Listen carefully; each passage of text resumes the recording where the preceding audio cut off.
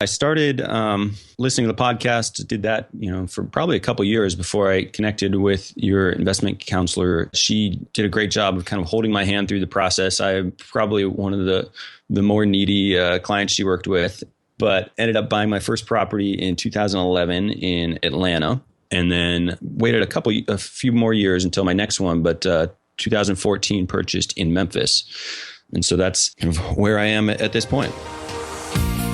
Welcome to the Creating Wealth Show with Jason Hartman. You're about to learn a new slant on investing, some exciting techniques, and fresh new approaches to the world's most historically proven asset class that will enable you to create more wealth and freedom than you ever thought possible. Jason is a genuine self-made multimillionaire who's actually been there and done it. He's a successful investor, lender, developer, and entrepreneur who's owned properties in 11 states, had hundreds of tenants, and been involved in thousands of real estate transactions. This program will help you follow in Jason's footsteps on the road to your financial independence day. You really can do it. And now, here's your host, Jason Hartman, with the complete solution for real estate investors. Welcome to episode 1389. I've got Rabbi Evan Moffic, our client, here with us. And Evan, you just got a phenomenal deal on a short-term rental property you bought through our network. And I thought I would just ask you to share that. Not only did it appraise for more than expected, but you also got a phenomenal loan on it. Is that correct?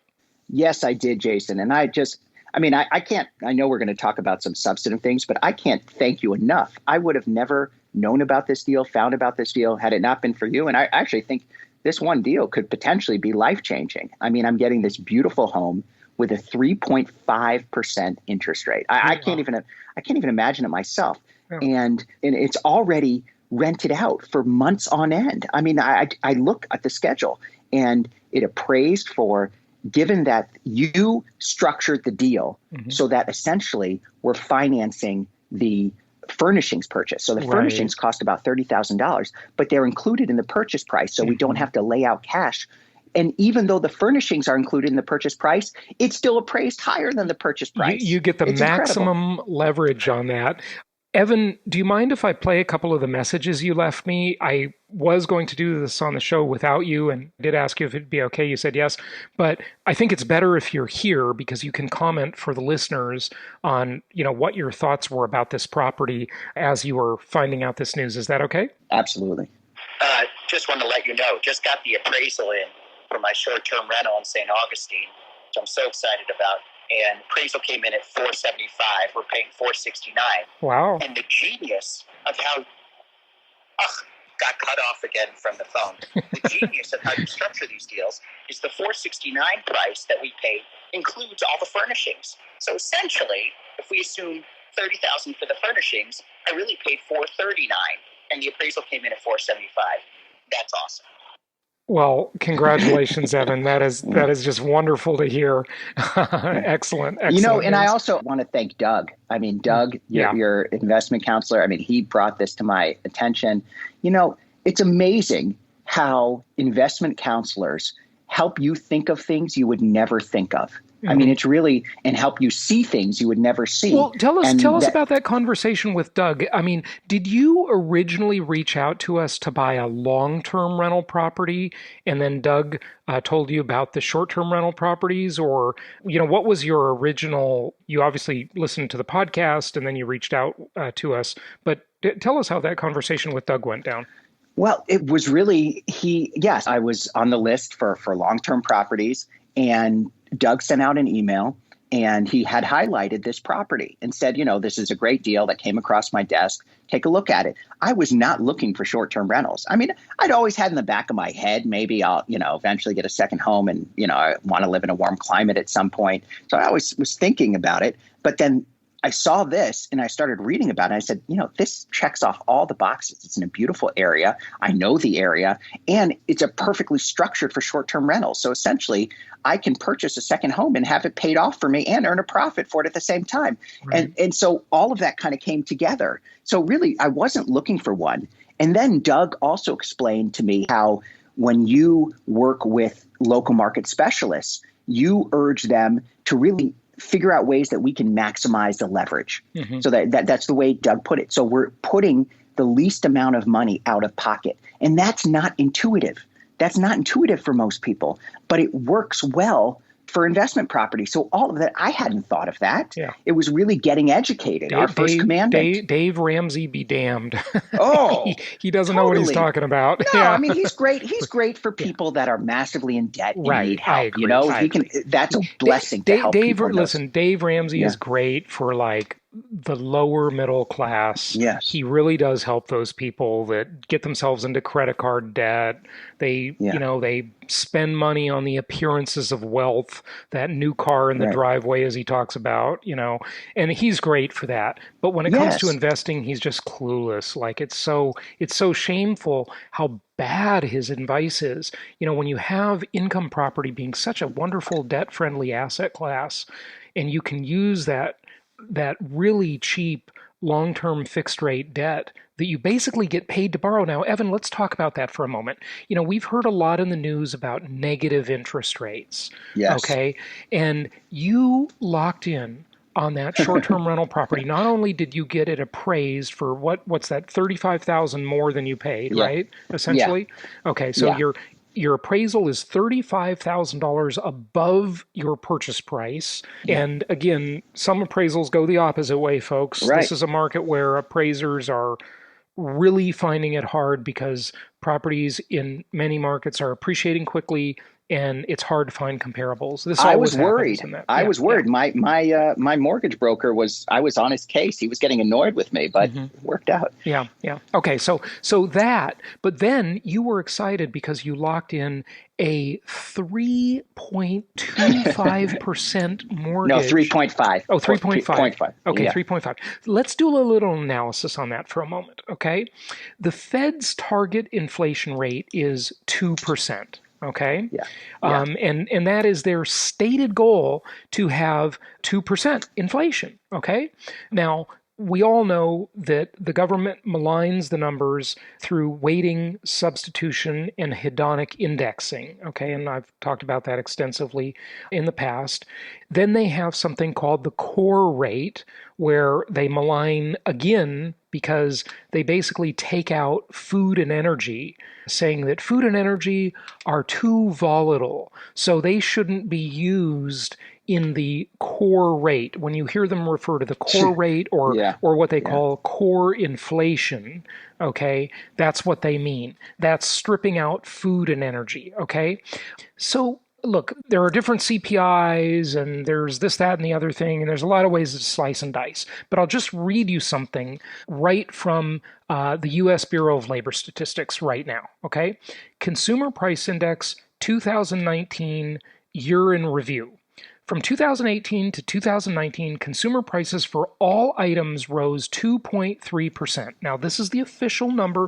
We believe it's understated dramatically. Go to shadowstats.com, look for my episode with the founder of shadowstats.com by going to jasonhartman.com and just searching shadow stats in the search Williams, bar. Right? John Williams, yeah. And he calculates the real rate of inflation. It's definitely higher than the government says. But whatever. For this discussion, we'll just use the official rate, which is understated, okay? And it's going to make your loan still look awesome, okay? So over that period, food prices increased 1.8%, a slightly larger percentage increase than the 12-month increase of 1.6% in 2018. Food at home prices, so in other words, versus eating out, I guess, right, increased 0.7% in 2019, continuing the trend of modest increases, blah, blah, blah. So basically what they're saying is that the number is 2.3% inflation, the official number. Shadow Stats, I haven't checked it lately, but John Williams there at shadowstats.com will probably tell you that the rate of inflation is somewhere around 6 or 7%. I'm just guessing from knowing him. Okay? So you've borrowed the money at 3.5%. Now your interest, Evan, is tax deductible, as you know, right? It's the greatest. Because this is a second home as a short-term rental, okay? And, we mostly have long-term rental properties, but we have, a small amount of short-term rental properties we offer as well. I do want to give my cautionary statement again. Airbnb has yet to go through a recession. It has never seen a recession. It's a young company. This huge boom in short-term rentals, that could change when we go into a recession, which we eventually will. But let me say something else about, because if one of the listeners here is inclined to buy a short-term rental, you must go through Jason Hartman. You must go, because what I learned in purchasing this property is, St. Augustine has a lot of Airbnbs and short-term rentals, but a lot of certain areas are zoned differently. So you may have to pay an HOA. In a certain part, St. Augustine Beach, they only give 100 short-term rental licenses. Right. When you work with a local market specialist that you found, they know exactly where the best returning short-term rentals are with the lowest, in fact, no HOA costs, and where you can easily get it set up in a tax-favored area. So don't just go buy it on your own. I learned that. Oh yeah, you got to be very careful, because the short-term, cities and homeowners associations attack these things like crazy. So you could be really left holding the bag if you don't, if you're not careful with where you're buying a short-term rental property, for sure. So look at. You've got long-term rentals in your portfolio. We view that as the core of anybody's portfolio. But hey, we've got some good short-term rentals. So go to jasonhartman.com, reach out to your investment counselor, 1-800-HARTMAN, and we'll be happy to help you with long-term rentals or short-term rentals or a mix of both for your portfolio. Going back to this beautiful mortgage you got, a beautiful, beautiful mortgage. Okay. I sound like Trump. It's a fantastic mortgage. It's a beautiful mortgage. That's how he would talk. He's so weird, in his vocal style. But 2.3% inflation, and the interest is tax deductible. So everybody's tax bracket's a little different, and it's based on adjusted gross income, of course, but let's just call someone's tax bracket 40%. Okay, combined state and federal tax bracket of 40%. Okay, so now, more if you live in California. Yeah, if you live in California, you're going to be close to 50%. Okay, probably, yeah. So here's the deal. Okay, what we're going to do is we're going to take 3.5. This is what I'm doing in my calculator, and I'm going to take times 40%. That is 1.4%. Okay, so in other words, 1.4% of that interest is your deduction. Okay, you get to write that off. And if inflation is 2.3, now I'm going to take 1.4 plus 2.3. This is really heavy math, folks. Keep up with me. That is 3.7%. Okay, now you borrowed the money at 3.5. I want the listeners to realize, Evan, if you never rent that property out, if that property sits vacant, and maybe you just use it for a family vacation once or twice a year, and it sits vacant the rest of the time and earns you zero income, it is very likely, okay? I mean, I don't even want to say it's very likely. It's absolutely true. I think I can say that safely, that you are literally getting paid to borrow that money. You're getting paid to borrow. The interest rate is 3.5%, and inflation plus tax deduction is 3.7%. Why doesn't everyone invest in income property? This is the question. It puzzles me. They don't understand. They don't understand the absolute beauty of it. It really, really is incredible. Any other thoughts on that? And let's talk about our friend Bernie Sanders. My main thought is you just got to take action. And I'll tell you, I mean, I got nervous even through the whole process. And part of buying a new construction, which this is, it's a long waiting period. Yeah, right. And of course, we're human beings. We get nervous. And I did. There were times I'm like, oh, am I doing a good thing? And, you just have to have a kind of bias for action. And I think I just asked that rhetorical question, why don't more people invest in income property? Because it takes a little bit more thinking outside the box. Definitely. Your normal retirement plan will just put you into these mutual funds and, so-so investments, whereas you actually have to think for yourself to invest in income property. But the awards are so much better that I really hope that more and more people do it. I mean, we're kind of on a mission to promote that. We are on a mission. It is the most historically proven asset class in the world. It's the most tax-favored asset class in America. It's the most debt-favored asset class in America. This is self-liquidating debt. You're basically doing a leveraged buyout. And as you can see in Evan's example, getting paid to borrow the money. Now, when you add in income to that property, it just gets phenomenally better. But even if you never have a penny of income for 3 decades, you got paid to borrow the money. And think about it. Let's just do that math. Let's do one more thing with that math, okay?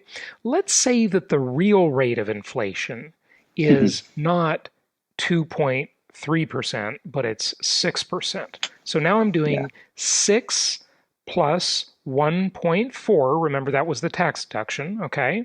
That is 7.4, okay, minus 3.5, which is the interest rate. That means you're getting paid 3.9% to borrow the money.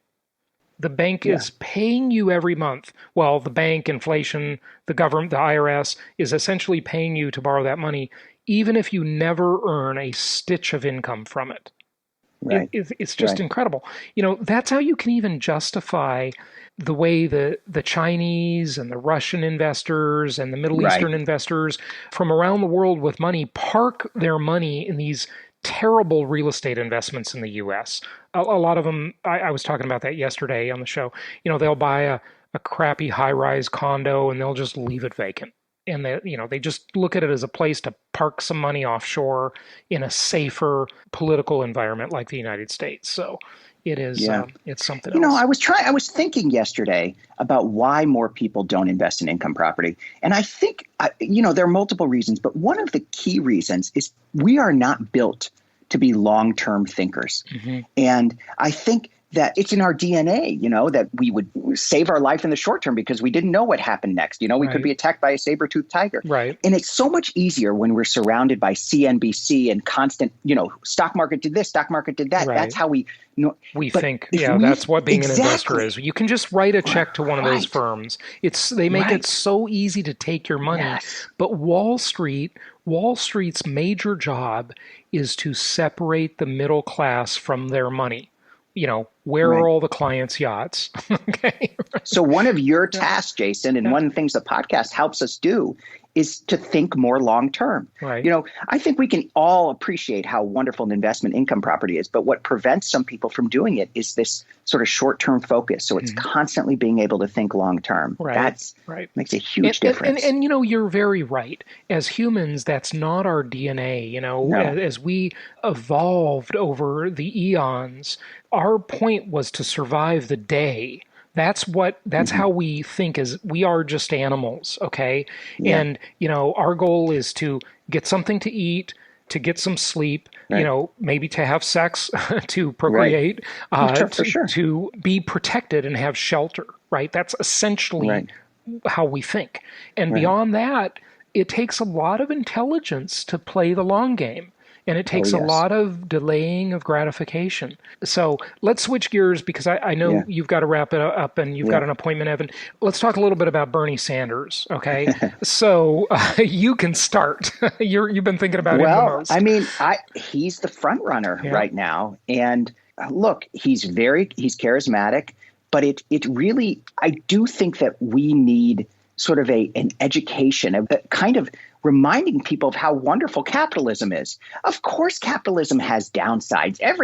What did Winston Churchill say about democracy? It's the worst political form of organization except for everything else. Right, exactly. And I think, capitalism is difficult. And I think, but Bernie is this, I mean, he's almost what's the right word? Like a populist who is trying to make people feel miserable so that he can implement some crazy ideology that's failed everywhere else. And where are the thoughtful Democrats? Where's somebody saying this is insane? This is insane. I have plenty of people in my congregation, liberal, conservative, but I want people who are liberal to say this guy is totally off the rocker. Yeah, he is. He is a delusional old man. Yeah. I must say, I like the fact, though, that Bernie Sanders and Elizabeth Warren are out there because they are drawing some attention to the banksters, the criminal banksters, and the crooks on Wall Street.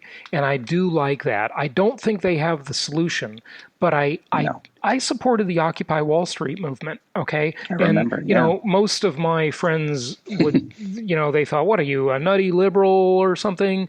No, I'm not. I just like the fact that they are exposing the criminality going on at the highest levels of our socioeconomic world. It's absolutely pathetic. Now, that same kind of criminality is going on with Bernie Sanders and Elizabeth Warren because, Elizabeth Warren is wealthy. Bernie Sanders could be considered wealthy too now. He has 3 homes. Yeah, he has 3 houses. He has a beautiful home on Lake Pontchartrain. Okay. Neither of them are populists, okay? Elizabeth Warren, I just saw a video of her the other day getting off a beautiful private jet. They're living off the dole of the public's money, okay? It's your money, folks. Nancy Pelosi is like the biggest offender in the world. I mean, she's extreme. Her husband was in private equity, awful. right? I mean, and her use of military aircraft to cart her around and her bar bill, I mean, it's just the abuses are just beyond the beyond. It's absolutely ridiculous. Jason, what you've said before, you said you're not an optimist, you're not a pessimist, you're an opportunist. Right. And so I think with Bernie, in some ways, let's just assume he wins, may be horrible for the future of our country, but some of our investment properties may do very well. There's probably a lot more inflation. I mean, he's going to spend like crazy. And if he forgives student loans, a lot of our tenants probably have student loans. I know mine do. If those are forgiven, you can raise rents or people may want to buy homes, so home prices will rise. I mean, maybe we should look at the bright side. Absolutely. I agree with you. Just align your interests with the powers that be. Look, and they're all spenders. Trump is a spender. Bush was a spender. Obama's a spender. Bernie's a spender. Elizabeth's a spender. They're all spenders. They're all buying votes to curry favor. And Bernie will spend more, but they're all just big spenders. And what does that mean at the end of the day? It means more money creation, more fake fiat money created in the world.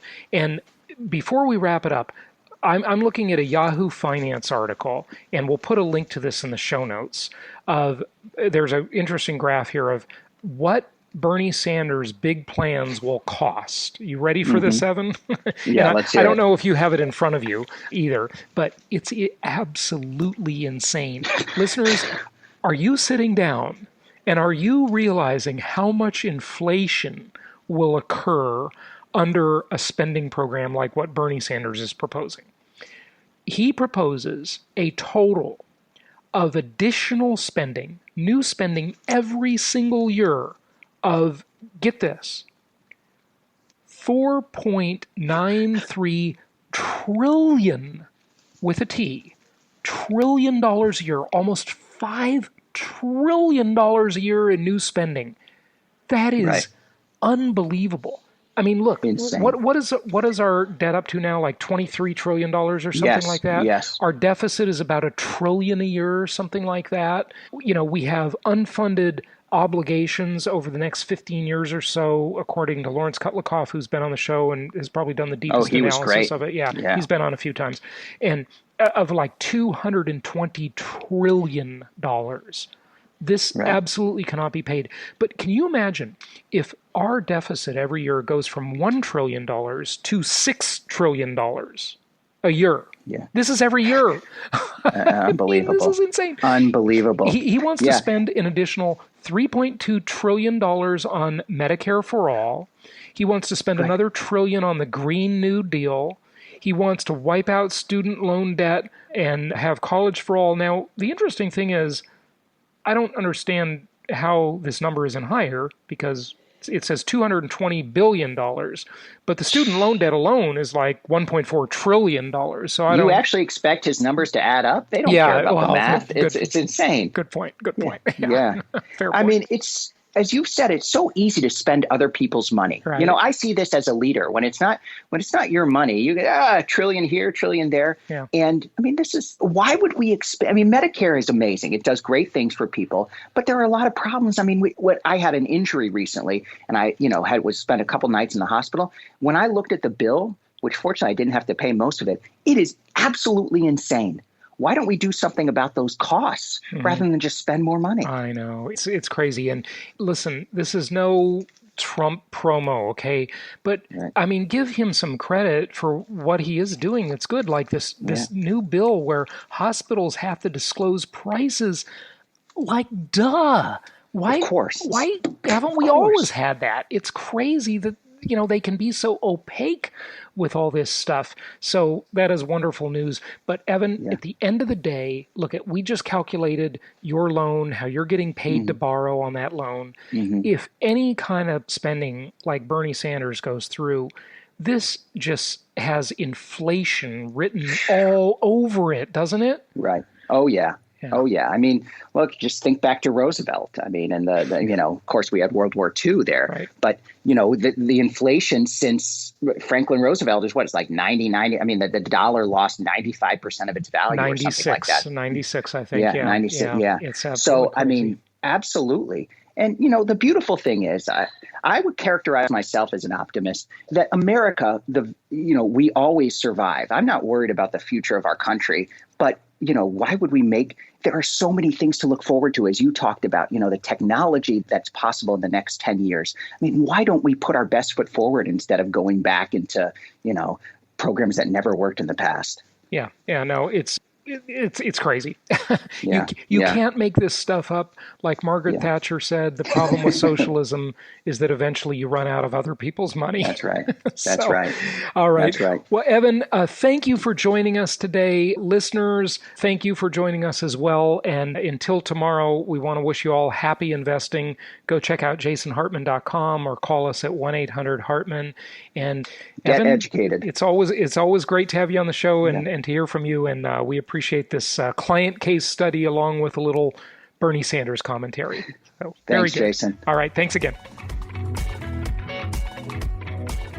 Thank you so much for listening. Please be sure to subscribe so that you don't miss any episodes. Be sure to check out the show's specific website and our general website, hartmanmedia.com, for appropriate disclaimers and terms of service.